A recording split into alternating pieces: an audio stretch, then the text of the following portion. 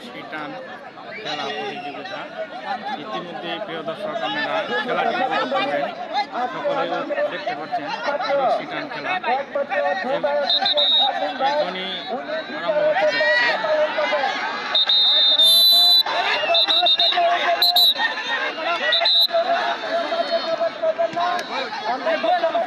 দেখা যাক কার ভাগ্যে কি আছে, দেখা যাক কে সরে কোথায়, দেখা যাক কোন দিকে যায় রশ্মি, দেখা যাক রশ্মি কোন দিকে যায়, পশ্চিম দিক যায় নাকি পূর্ব দিক যায়, আপনারা দেখতে পারবেন।